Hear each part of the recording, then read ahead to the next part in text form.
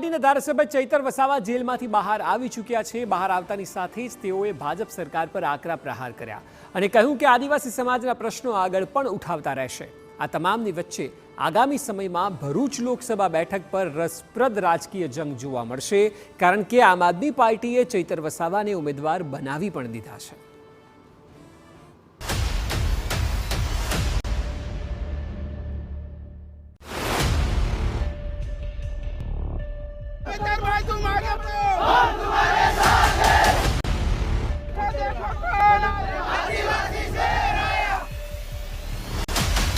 MLA Chaitar વસાવાનો જેલવાસ પૂરો।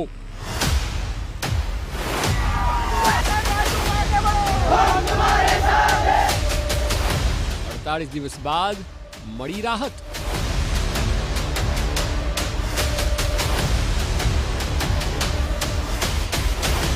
હજારોની સંખ્યામાં સમર્થકો રહ્યા હાજર।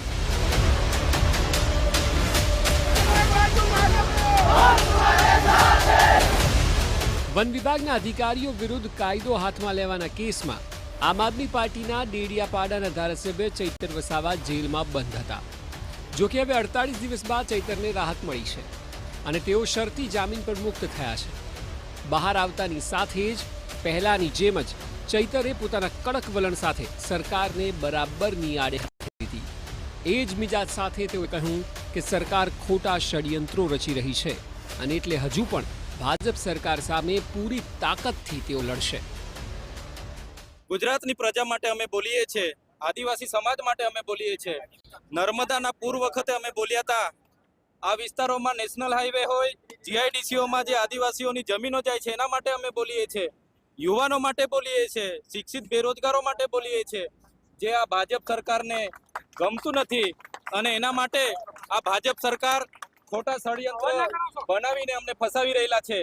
વન અધિકાર અધિનિયમ 2006 અંતર્ગત અમને દાવા હક મળ્યા છે, જે જમીનો અમે ખેડીએ છીએ અને આવનાર દિવસોમાં પણ જેને જમીન અધિકાર સનદ નથી મળ્યા એના માટે પણ અમે લડીશું। એટલે અમે ક્યારે ભાજપ સરકારથી ડરવાના નથી। ભલે અમને જેલ કરી છે પણ વધારે તાકાતથી અમે ભાજપ સામે લડવાના છે। ચૈતર વસાવાની સામે જે શરતો મૂકવામાં આવી છે તે મુજબ કોર્ટમાં કેસની ટ્રાયલ પૂરી ન થાય ત્યાં સુધી ચૈતર વસાવા નર્મદા જિલ્લા અને ભરૂચ શહેર હદમાં પ્રવેશ કરી શકશે નહીં। ઉપરાંત તેઓ નાસી કે ભાગી શકે નહીં અને ટ્રાયલમાં પૂરતો સાથ આપવો પડશે। ફરિયાદીને ધાક ધમકી આપી ફોડવાનો પ્રયત્ન કરી શકાશે નહીં।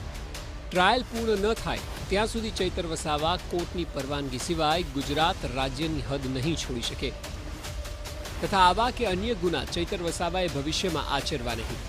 જો કોર્ટની કોઈ પણ શરતનો ભંગ થશે તો જામીન રદ કરવામાં આવશે। ચૈતર સામે કુલ 13 જેટલી શરતો મૂકવામાં આવી છે। આ શરતો મામલે ચૈતર વસાવાનું કહેવું છે કે કોર્ટની રાહે આગળ પિટિશન કરવામાં આવશે અને કાયદાનું પાલન કરાશે। જે નર્મદા જિલ્લામાં હું એક લોકપ્રતિનિધિ છું, મને અહીંના લોકોએ 1 લાખથી પણ વધારે મતોથી ચૂંટાયા છે અને અહીંના લોકોએ ધારાસભ્ય જેવા લોકપ્રતિનિધિ પર એના વિસ્તારમાં એના ઘરે પ્રવેશ બંધી એ તો દુઃખની વાત છે।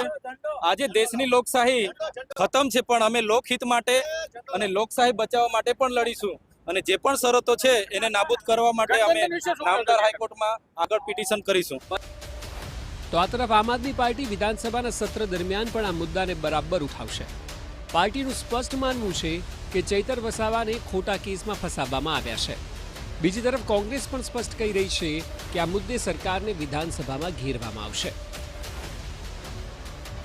ચૈતરભાઈ વસાવા આજે છૂટી રહ્યા છે અને આવતીકાલથી જ કદાચ સત્રમાં હાજરી આપશે અને આપ સૌ ગુજરાતની સમગ્ર જનતા જાણે છે કે ચૈતરભાઈ ઉપર જે ખોટા કેસો કરવામાં આવ્યા અને જેને હેરાન કરવામાં આવ્યા છે એ તમામ મુદ્દાઓ શક્ય ત્યાં અમે ગૃહમાં રજૂ કરશું અને આવતીકાલથી ચૈતરભાઈ છે એ સત્રમાં હાજરી આપશે। વિધાનસભામાં અમે એ પ્રશ્ન ઉઠાવીશું અને એમને સહકાર આપવાનો પ્રયત્ન કરીશું, પણ એકવાર ચૈતર વસાવાને અમે મુલાકાત થઈ નથી એટલે મળશે પછી એની જોડે ચર્ચા કરીને અમે નક્કી કરીશું।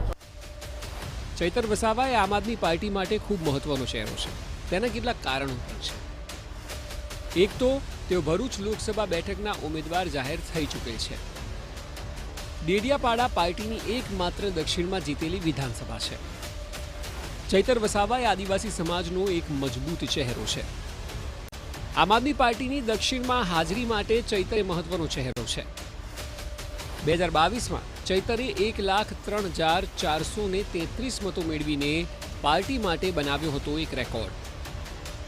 આ સ્થિતિમાં એક વાત ચોક્કસ છે કે પહેલા તો પાર્ટી ચૈતર વસાવાની એક શરતને રદ કરવાની અપીલ કરશે અને તે હશે નર્મદા જિલ્લા અને ભરૂચ શહેરમાં પ્રવેશ કરી શકવાની.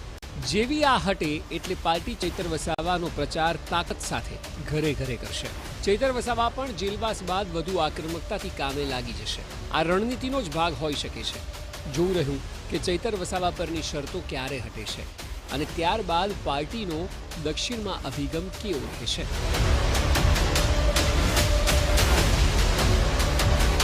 Bureau report, TV9.